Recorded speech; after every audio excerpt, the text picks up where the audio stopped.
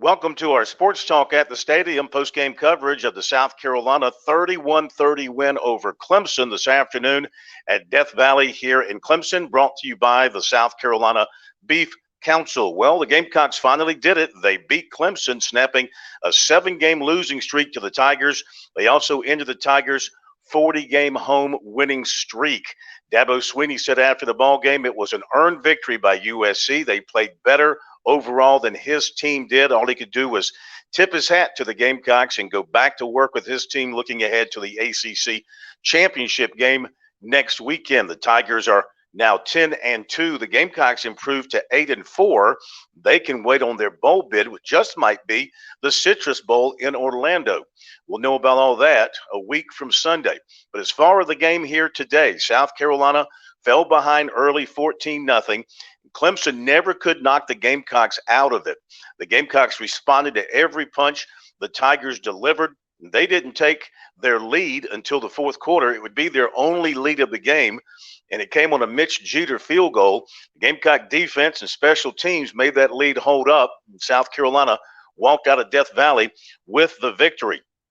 So just to recap things, it was Clemson jumping to the 7-0 lead. Jeremiah Trotter intercepted Spencer Rattler, returned it 35 yards. It was 7-0 Tigers. Later, DJ Uyangalele had a 9-yard run to put the Tigers up 14-0. Shipley had 2 long runs on that drive. Tigers were up 14-0. It looked like they were going to steamroll the Gamecocks once again. And also adding injury to insult, Josh Vann on the next drive for South Carolina made a spectacular 34-yard catch, but he got hurt and was lost for the rest of the game. So not only were the Gamecocks down 2 touchdowns, they had lost one of their leading receivers. But the Gamecocks continued to hang in there. And on a 4th down play, Rattler hit Wells for 4 yards and a touchdown to make it 14-7. And Rattler had a couple of big passes to Atkins on that drive to help the Gamecocks move the ball. Then the Gamecocks had the football down 14-7. They were backed up. Rattler attempted to pass from the end zone. He was under pressure. Looked like he might have been sacked. He threw the ball into the sideline. They ruled intentional grounding. It's a safety. Clemson goes up 16-7. Gamecock special teams then came up with a play. Clemson tried a little trickeration on the kickoff return after the safety, and Phil Maffa fumbled the ball on the return. USC recovered at the Clemson 37.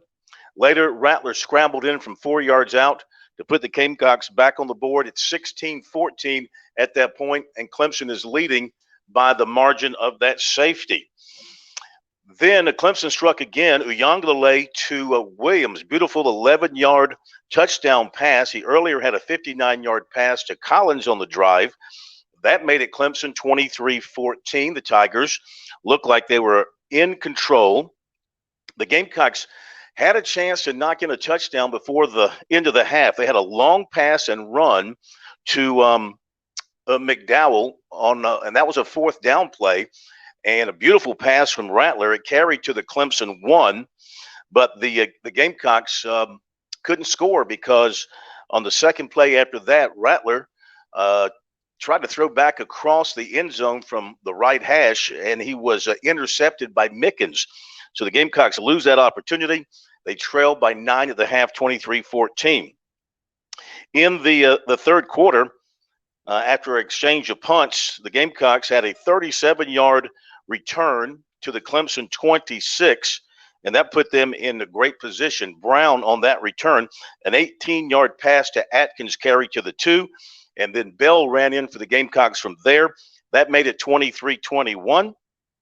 Clemson came back and answered a 23-yard punt return by Antonio Williams to the USC 47, and then later in the drive, Shipley had an 11-yard touchdown run to make it 30-21 Clemson at that point. But that would be all the Tigers would score. 2 plays after that touchdown, Rattler hit Wells on a 72-yard touchdown strike, and that made it Clemson 30-28. Stayed that way till about 10 minutes to go, and then Mitch Jeter of the Gamecocks hit a 35-yard field goal, 10:54 to be exact. He's 10 for 10 on the season in field goals. And so a lot of time left. Gamecocks up 31-30, but there'd be no more scoring. Clemson's last three possessions, 2 punts and an interception. And the Tigers also, on the very last opportunity, a punt return by Antonio Williams. He fumbled that and lost it, and the Gamecocks recovered. That happened with 2:09 to play. The Gamecocks had to convert a big third down to keep possession, and they did that. A little pass to Wells, and he got to the chains and moved them ahead for the clinching first down for the Gamecocks, and the celebration was on the Gamecocks sideline after that. So USC defense did its job. Special teams did its job as well. And Rattler was spectacular once again throwing the football. Final numbers, USC with 414 yards, Clemson with 336. And consider that this Gamecock offense looked terrible against Florida and against Missouri. But in their last two games, Tennessee and Clemson, Tennessee ranked number 5 at the time and Clemson ranked number 8. The Gamecocks totaled over 1,000 yards of offense in those two games. They had 360 yards passing today, 99 for Clemson. Tigers rushed it for 237. The Gamecocks 54. USC forced 3 turnovers. Last time they beat Clemson, they forced 6 turnovers. Turnovers are always big. Gamecocks turned it over twice. In the passing game, the Gamecocks had 8 big pass plays totaling 281 yards, and Clemson had big plays in the rushing game. They had 8 of those. But the big plays in the passing game, huge for South Carolina today.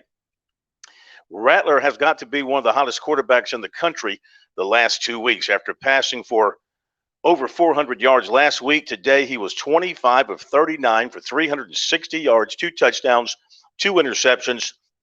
Wells was his favorite target once again with 9 catches, 131 yards, and 2 touchdowns. At one point, Rattler hit 10 straight passes. Uiagalelei was 8 of 29 for 99 yards. At one point, he was 3 for 17. He had 1 touchdown, 1 interception, and Shipley led the Tigers in rushing with 132 yards and a touchdown.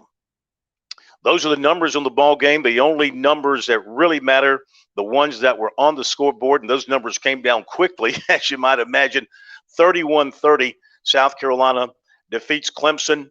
And what does this mean in the big picture? Well, it really puts the stamp on Shane Beamer's program in just its second year.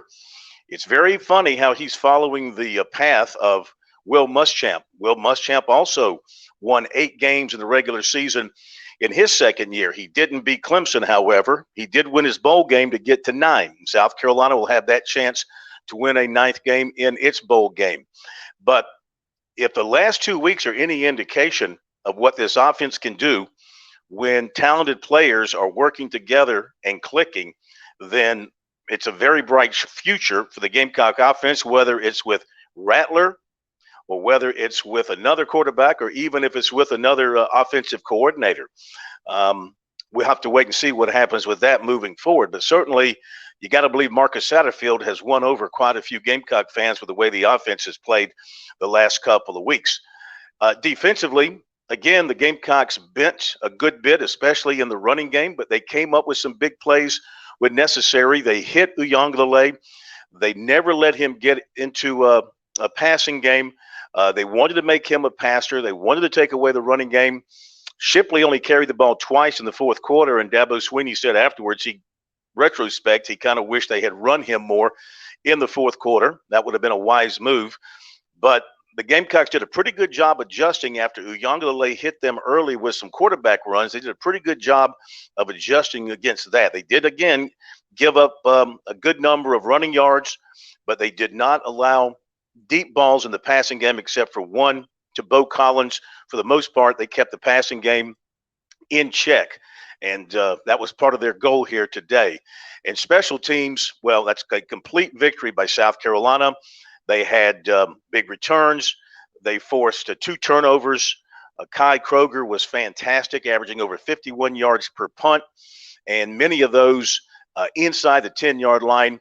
Field position was won by South Carolina. Clemson was backed up many times up against this goal line because of Kroger's punting. And so emotionally, it's a huge win for South Carolina too.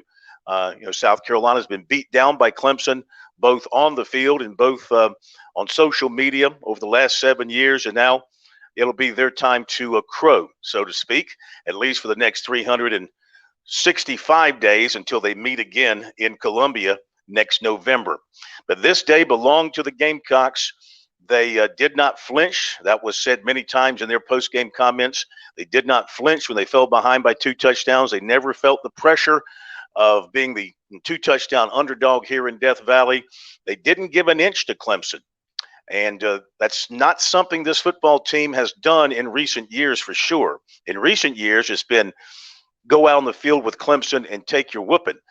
Today, when Clemson punched, the Gamecocks punched back. And we'll see if that's something they can build on in the future, not just in this rivalry, but with other big games they play on an annual basis. So that'll do it for our coverage here. You can get more on our website, sportstalksc.com. There is no Shane Beamer conference call on Sunday.